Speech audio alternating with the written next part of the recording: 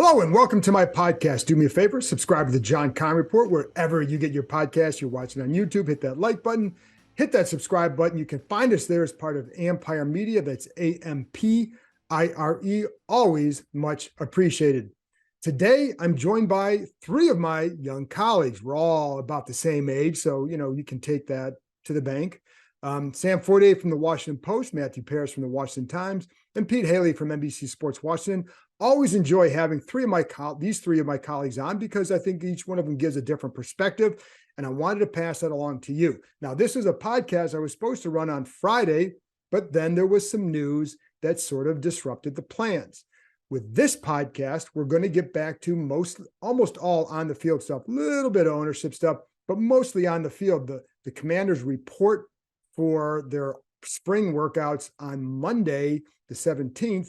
Now, what that means is it's conditioning. So we're not going to see them until I think it's May 24th or 25th at the earliest. That's when the OTA sessions begin, where they get back on the field, and then we can go watch for one of those. We'll get to watch one OTA session each week. Anyways, they're coming back on Monday, so we're back to on the field stuff.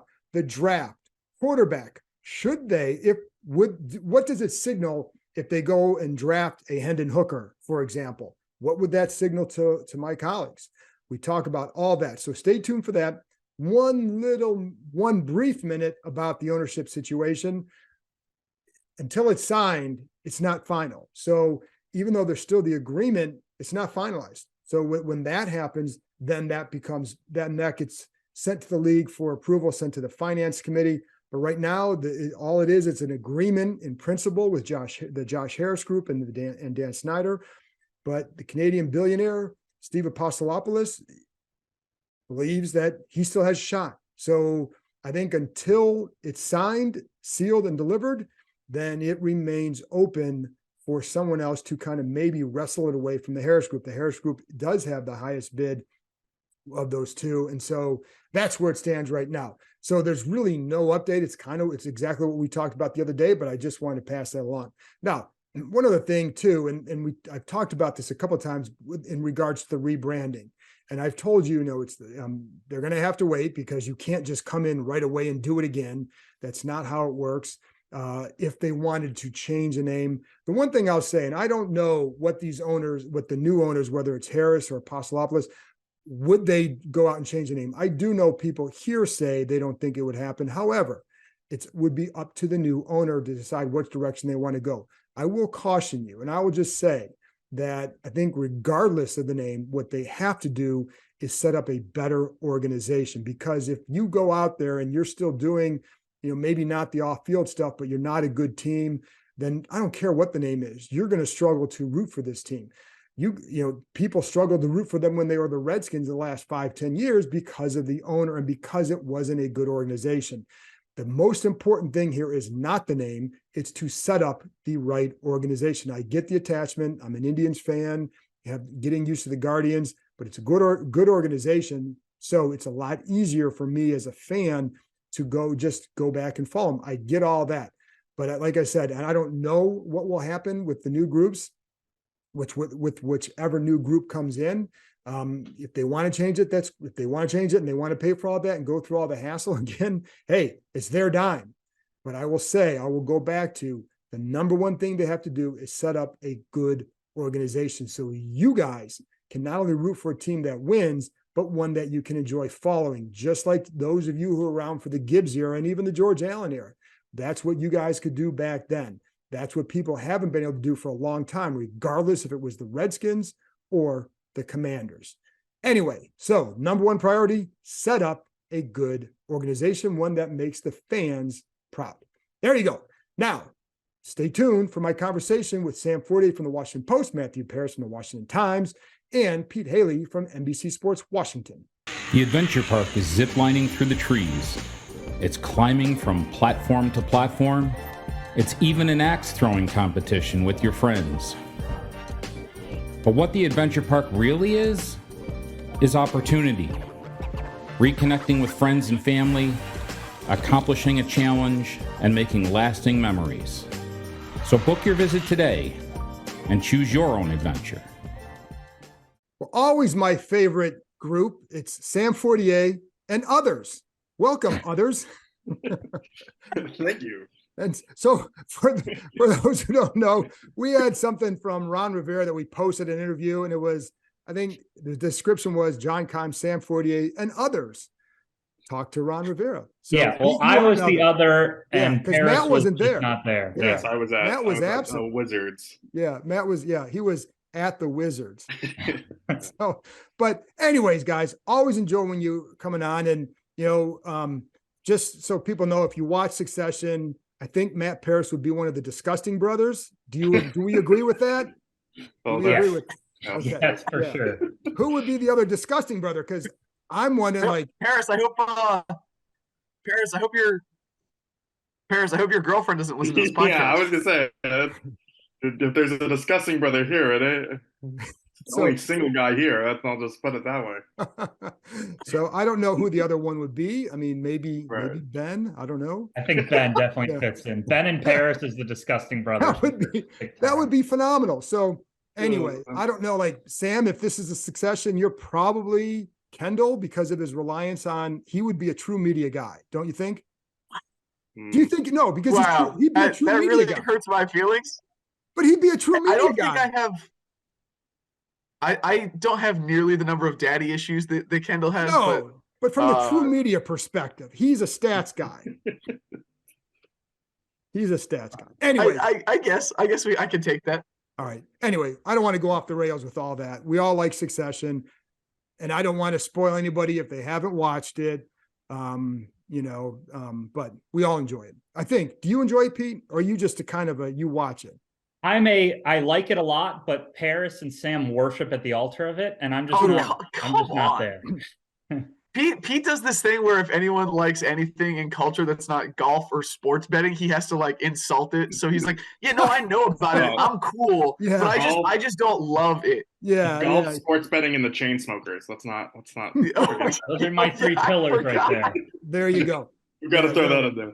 I am a big fan as well. So, and speaking of Succession, because we kind of have that going on here, what is the top priority for a new owner? I just think for me, it has to be stadium because. Go ahead, Pete. Sam's Wi-Fi is slower than Cornelius Lucas running the 40-yard dash, by the way, which is great for a podcast. I'll be quick and then I'll kick it back to Sam. I think it's just be a human being who can be identified by the fans. And I know there's more serious things that will help advance the franchise, but be someone who does interviews, who doesn't hide behind others, who doesn't use others as shields, and just has a face that people can recognize and say, oh, there's a real flesh and bones and there's organs and blood. And that is a person instead of this mythical, awful creature running this team. And that's a terrible description, but I think a lot of people agree with that's how Snyder's been doing things. Sam? Can you guys hear me? Is this better? Yeah, your mouth is moving at the same pace as your words now. Wow, usually my mouth is way ahead of my words, and I'm always getting myself in trouble with them. Anyway, like Pete said, obviously, like being a good faith stakeholder with the public and trying to build the team the right way is the number one priority. But in terms of business, I think it has to be the stadium, not only because FedEx is terrible, but also because like that's a huge economic driver for the league, for owners. Like one of the components of the Lamar Jackson talk that I did not understand, not to go back there, but it was like, so an owner is going to, save up basically his whole life to build up all the capital that he needs to like buy into a team. And then he's immediately going to come in and like make angry the 31 other coworkers that he now has. Right. Like that part of it never made sense to me. And the thing that would make the 31 other people the happiest with him, that would get him the most capital, is like doing a good stadium, getting this fan base back, and like making this franchise carry its weight in the league circles. And so I think that would be the number one priority because other billionaires want to see this thing make money because that makes them money. And one of the things with the stadium, obviously the place that would resonate the most is RFK, which still hurdles there, but that's the place that would resonate the most. Absolutely. And I think that's still, even though there are hurdles, I think that's definitely on the table, if not the leader. What do you think, Matt? Yeah, no, I completely agree. I think it's Good. interesting. All right, that's it. Let's move on. Yep, Thanks for joining, Paris. See you Honestly, next that's time. totally fine. I was just gonna ramble, so No, go that's ahead. great. Oh well, I was gonna say if it is Josh Harris, it is interesting to see what's happening in Philadelphia with him at the moment, trying to build a stadium downtown in Chinatown, and seeing the opposition for that. I think there would still be hurdles with RFK, but I do think the stadium is the top priority. But there are also interesting football decisions depending on when this happens. Like, what does the new owner think about Chase Young's fifth-year option? I'm kind of really interested in what they do there. And I think the biggest, to me, a big thing has to be regaining the trust of the fan base. Yeah. All this stuff, and it kind of encompasses all the things you say, because it goes to winning, it goes to stadium, it goes to what Pete said, kind of being a guy that is running it. Like, I think there's been a wearing down because of all the scandals, obviously, and how much of that has turned people away for good. And, can you win those people back? How? And just like be a professional franchise. Sam, you had something? Yeah, like, and this is a totally open question that I have no insight into, but do we think that Josh Harris has a take on Chase Young's fifth-year option? Like, No. if Ron Rivera went up to Josh Harris today and was like, "What do you think, man?" Like, would Josh Harris have an opinion? I think somebody with him might. I think that's the thing you don't know. They're clearly, you're going to buy this. You're going to know a lot about what you're getting into. But I think it's more so from the standpoint, to Matt's point, is you're going to go to them and say, this is our, if you're Ron Rivera, you go to them and say, this is our plan for Chase Young. Do you agree with this or not? And just lay out the vision. And I think then, because there are some owners who might say, why would you do that? Why wouldn't you just pick up Chase Young's option? Because I think you have to explain to them, if you don't pick it up and he has a really good year, then you franchise him. And then this is the cost of the franchise. So you could save $4 to $6 million right now by the fifth-year option versus the tag. That's where I think they might say, well, then, they may have an opinion based on that information. But if you're buying a team for $6 billion, is that $4 to $6 million transaction, like, is that something that you have strong thoughts on? Maybe it is. It just seems like the economics don't make sense there. Billionaires don't give away money easily. Sure. I wouldn't know. I don't give it away easily. Yeah. No wonder you're never buying lunch for us in the media room, you cheapskate. No. Appreciate those deals on the side, Keim. I won't let the others know. But I think it goes beyond like the money thing. I think it's who Chase Young is as a player. He's one of the faces of the franchise. And if you do turn down that option, I think you're kind of setting the table for him to leave eventually, even if you have to franchise tag him. So it's just more of the optics of it. And the next owner is going to want to understand the optics. And if you can clear those optics ahead of the decision, I think that really helps. Yeah, and I agree with that. Let's now get to the field, because again, that's where I think people want to keep, because there's only so much you can talk about ownership because it's not settled. And even though I think we all think we know who it would be, we don't know, it's not settled. So they come back for workouts starting on Monday. Going through the spring, what are some of the things that you guys are most interested in seeing and learning about this team? Pete? Well, number one, to tie it into the last conversation, will Chase Young be there, and is he able to do everything? I'm assuming he will be able to do everything because he played in 3 games to end last year. But when Keim, Fortier, and others caught up with Rivera at that memorial event recently, we talked about Chase Young's health, and he said, yeah, that's something we want to monitor, which caught my ear. Like, wait, we're still monitoring this? This isn't closed? This part of the book isn't closed? So will Chase Young be there, and is he doing everything? And I know it takes a while for football stuff to begin, but Chase Young's just involvement, and also the Howell-Brissett dynamic. Again, this is something that will probably be more telling come training camp, but is Howell getting everything? Are they making him quote unquote earn it? Is Brissett taking anything with the first team guys? Like just the early tells of Rivera's true feelings about the quarterback battle, if there's a battle, if there's anything. I don't anticipate a battle, but Rivera does tend to flip-flop on the opinion and the statements he gives when it comes to talking about who's going to be this team's quarterback. Matty? Yeah, I'm interested to see how Sam Howell develops. I mean, this is more of a training camp thing too, but his footwork, I think watching Sam Howell last year during camp, the footwork at times was just, kind of a mess. And so, he's made strides in that area apparently, but I'm just kind of interested to see if you continue to see that potential. And I'm kind of interested to see how the offensive line shakes out. Yeah. Where does Nick Gates play? I mean, does Andrew Norwell even show up after Rivera seemingly forgot about him a few weeks ago? I don't think he forgot about him. Just a hunch. Sure, but well, that's the thing. They're gonna have to make that move at some point if they do. I mean, it's but you could have a lot of possibilities with this O line, and just interested to see kind of how that shakes out as well. Schematically, I think you guys hit on the top three: Chase Young, quarterbacks, offensive line. To me, this will be our first glimpse of Eric Bieniemy on the field with this team, and obviously he has a reputation for being a hard coach, really hammering the details.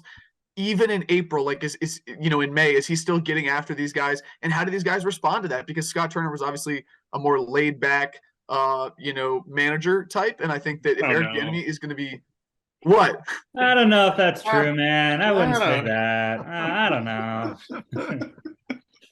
So many inside jokes on this podcast that nobody else will understand. Yeah, that was Pete's impersonation of Scott, which I think is not too far off. No. Yeah.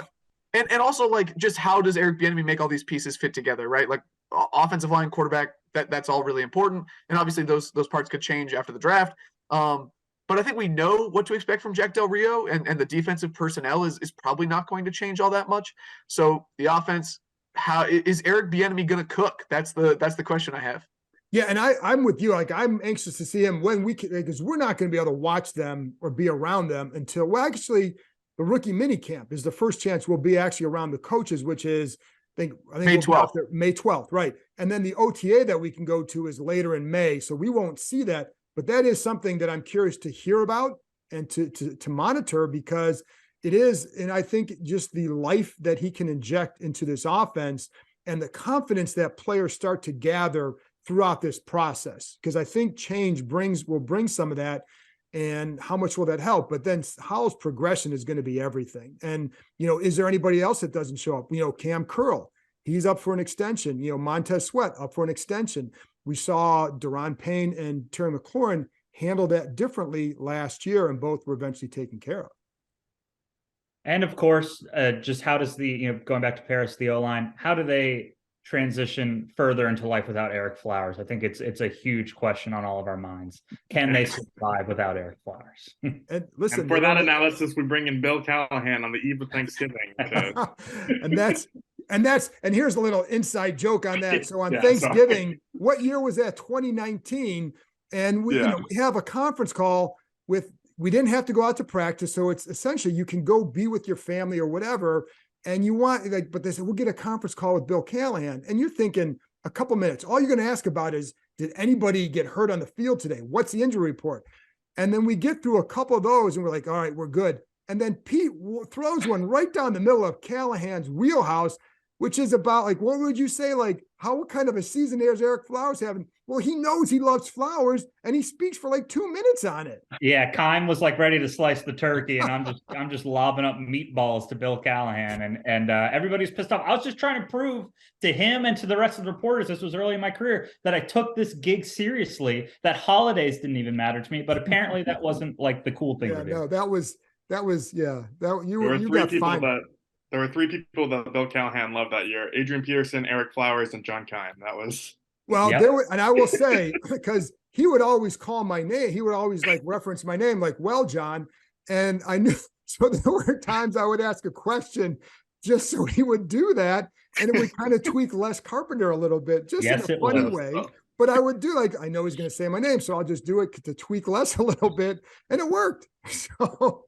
And there were always legitimate questions, except for Eric Flowers on Thanksgiving. Anyway, let's get back to quarterbacks. So because of, we've heard all about Sam Howell, but we also know that as Ron said, they're not against taking quarterback in the first round. Don't think that's likely. Don't think that's going to happen, but they are having Hendon Hooker in for a visit, quarterback. What would that tell you if they end up getting a guy like Hendon Hooker or someone else earlier in the draft? What does that signal to you? And do you think that's how realistic? I don't think it's super realistic. I think that, like, Tanner McKee and that level of prospect, the kid out of Stanford and like third, fourth round, like, that makes sense to me. If they take Hendon Hooker or anyone else in the first or second round, I think that would be a pretty strong indictment that of their quarterback room. And I know that Ron has said two similar but like kind of conflicting things all year, which is we love Sam Howell. Look at him beat a playoff team in his first game. We love his potential. We're so in. Also, we have no fear in starting Jacoby Brissett. And it's like, wait, if you really believe in Sam Howell that much, shouldn't you not be saying that about Jacoby Brissett? But obviously, like, it really makes sense under the organizing principle of this offseason, which is like, we will do whatever it takes to win the most number of games in 2023 possible. And so, like, those two statements make sense under that. But, like, if they drafted a quarterback in the first or second round, particularly one that is coming off an ACL or one that needs more development, like Anthony Richardson, not that I think that he'll be there, but, like, if you did that, it would not make sense to me with the rest of the things that you have done. And I would really question the direction and cohesion of the vision. And I don't think they're going to take a quarterback in the first round. I think it would have to be one of the top two guys falls to 16, which isn't going to happen. So they're going to do it. I think Hooker would be interesting because he may not even, who knows when he'd be ready. So Howell still gets the call, but you still have a guy in reserve. You look at this franchise, they haven't had a good quarterback in how long. Does this help you find one? But there's a lot of things to it. What do you think, Pete?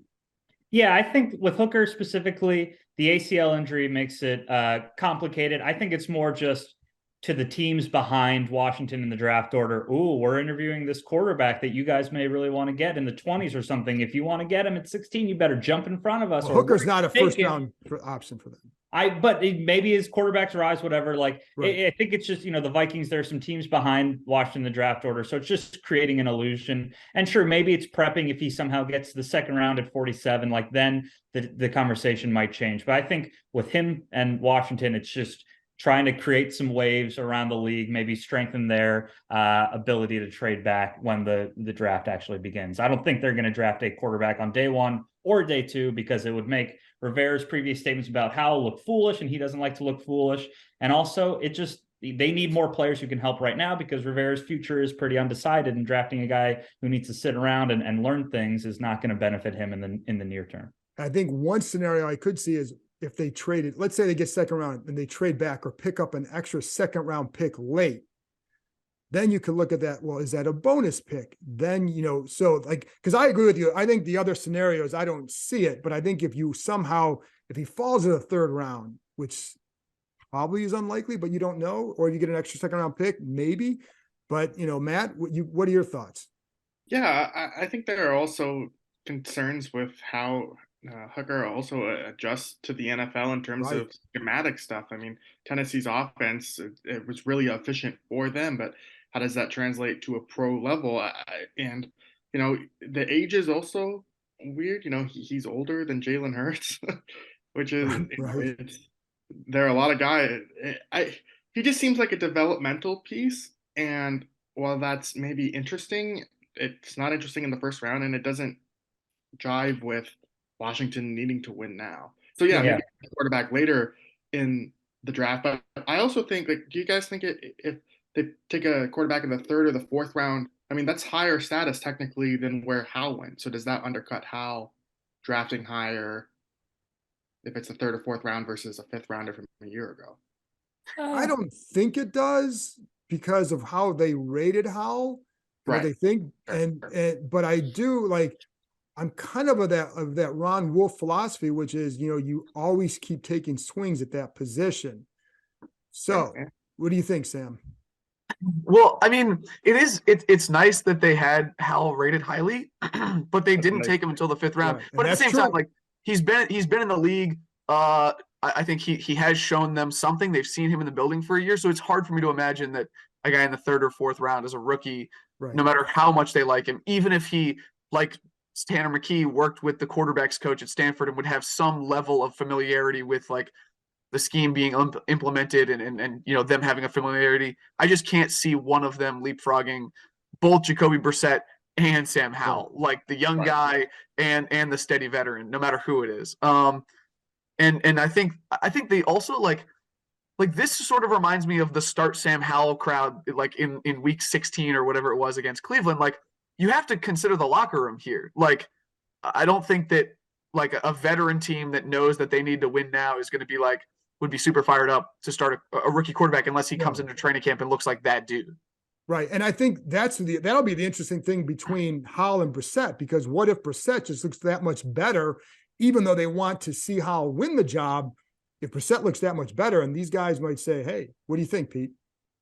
Yeah, I think it's very necessary for Howell to come out. Ron likes to espouse that all the teammates really like Howell, and I believe that. Howell in the locker room last year was very serious, always on his iPad. Like, he wasn't like Taylor, where he'd go around and chat up with Jeremy Reeves and then hang out with the tight ends and then be putting on that little practice putting green. Like, he was more just kind of to himself. But I think that approach meshes with the offense. McLaurin's, the Dotsons of the world, like, they're very about their business. So I think Howell has respect of the players. And maybe they did see some stuff in practice that makes them believe, wow, this guy's really good and just needs his chance. If it doesn't start out that way, and Brissett, I don't think Brissett's going to look like an all-pro, but if he just looks more steady, then yeah, when does Ron switch? But Keim, I just want to ask you, I'm sure you said this on previous pods, so excuse me, but do you think they should draft for that third quarterback, or do you think signing one would be the better way? Because yes, you want to keep taking swings, but the sheer numbers show that like a day 3 quarterback, just so unlikely that he becomes anything notable. So like, sure,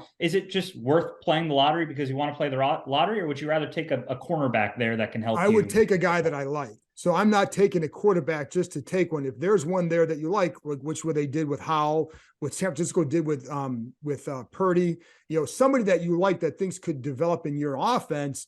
Yes, I would probably take him. I would never force it with a quarterback, because one of the things, and I had Greg McElroy on last week on the podcast, and his point was he didn't think there were any quarterbacks that had like some sort of special skill that the ceiling was higher. So like, he wasn't sure that it would be worth developing some of those guys as anything other than a backup, which you still need down the road, because but I would only take one if you feel like even like in Hooker's case, if you pick up an extra second round pick later in the second round, say, okay, you've got you got some extra money to spend, so to speak, and some extra draft capital there, might do it, because if you think he could develop down the road, and this is a franchise that hasn't had that guy, then okay. And if Howell goes out and plays lights out, you got your guy.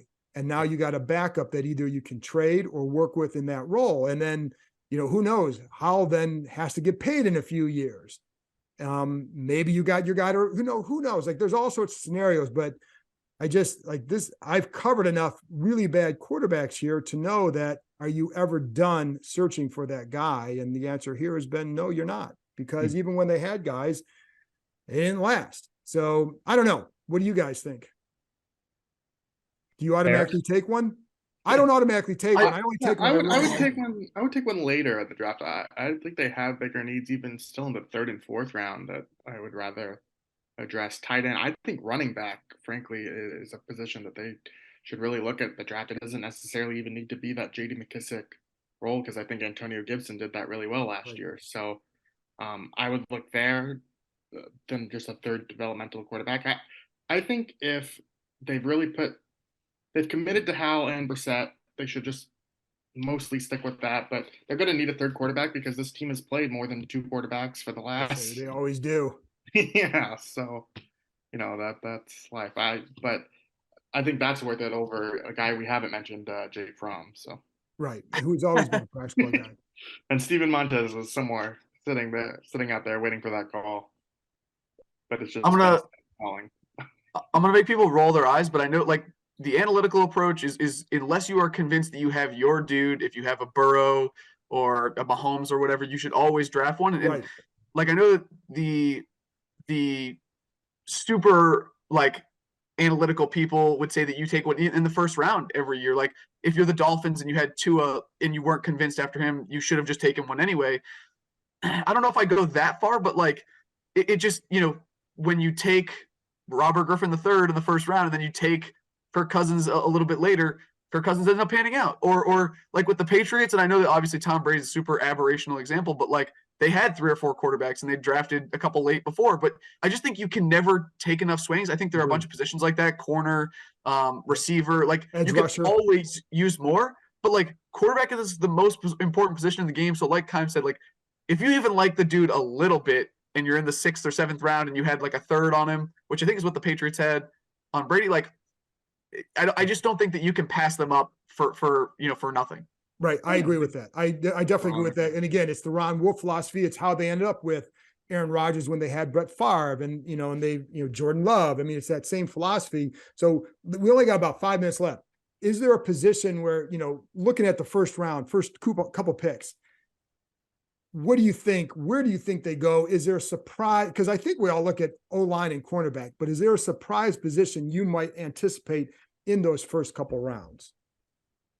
We think I keep going back to tight end, and on one hand, Bieniemy thrived with the tight end in Kansas City, but on the other hand, he thrived because it was the greatest tight end ever. Like, was that because his offense needs a tight end, or because he had the greatest tight end ever? Would he rather structure this unit around the 3 receivers and then some talented running backs? And would a tight end just be fine if it's Logan Thomas or a guy in the 4th round? Does he need a Dalton Kincaid, the Notre Dame guy, Darnell Washington? So tight end and corner are the 2 positions I keep saying I anticipate most in the first round.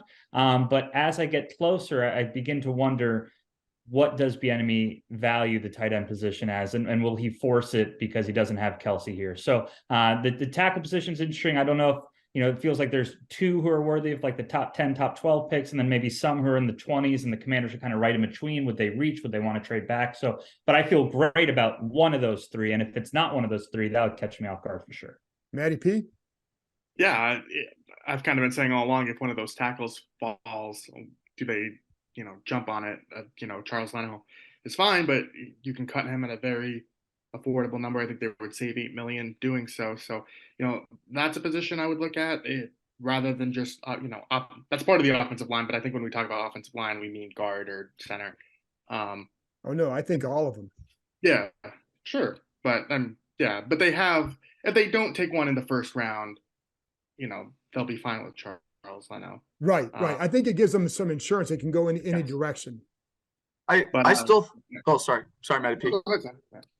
I think corner and O-line, even if they trade back, I still think those are the likeliest targets. And if you don't get one of the top 2 corners, I think that maybe Joey Porter Jr. or Deontay Banks could be there. But a surprising position, I don't know if it'd be a surprise, but one that would not fit those 2. And I guess you could say that Brian Branch is a slot corner, but I think he does kind of the slot overhang stuff that they really like. And he would fit in well, and he would create a competition with Percy Butler, I think for that 3rd safety with Keim and Derek Forrest. And so I think that he makes a lot of sense. And whether you classify him as a corner or not would make that a surprise. Yeah. And I like him. I wonder if he's at 16, is that high for him or not? I think it's definitely high for him. Yeah. But I think if you trade back, I think that's what about, because the other thing that you can never have enough of are pass rushers. Doesn't mean even an edge guy. Could be a linebacker who knows how to rush the passer. That, but I don't know that you go there in the first round. I think I'm with you. I think tackle or O-line and corner in the first round makes the most sense. There are some, but like this draft you can go into the 3rd round, 4th round, get some tight ends. Same with corner. You can go a couple rounds. Tackle, there are some guys that you can get there in the 2nd round. So for what they could use, I think it matches up well. So any final thoughts here, guys? We got about 2 minutes. Appreciate you guys coming on. Always one of my favorite podcasts to do, Sam and others. And I think I can get some t-shirts made for that. that would be fantastic. But any final thoughts here as we wrap it up? My parting shot, Joey Porter Jr. would be William Jackson III 2.0 if they try to force him to play zone. Don't draft Joey Porter Jr. if you're not going to let him be a complete man island guy. Pete Hailey signing off. Wow. I would have to say that in classic Pete Hailey fashion, he just didn't watch enough tape, because if you go back to his junior year, he actually played a ton of zone, and I think he would fit in fine. And I think schematics is not a concern. Is that why your Wi-Fi was so bad? Because you're watching all this tape? Because, you kind of ruined the start of the podcast.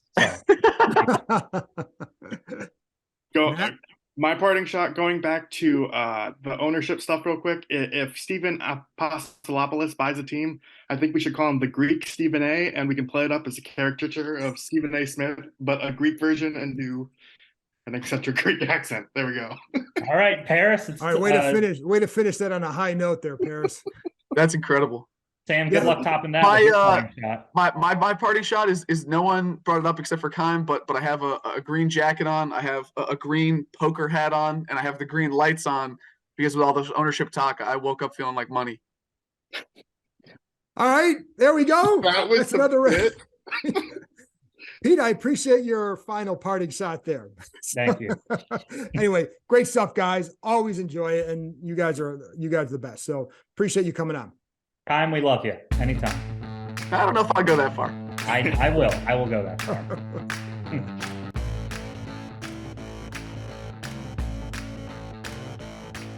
That's it for this episode. Thanks to Matthew Paris from the Washington Times, Sam Fortier from the Washington Post, and Pete Hailey from NBC Sports Washington for joining me. And thank you, as always, for listening. I'll be back with another episode Tuesday night, Wednesday morning. Probably looking ahead to the draft. Don't know yet, but I think that's where we're going to go because it's right around the corner, folks. Talk to you next time.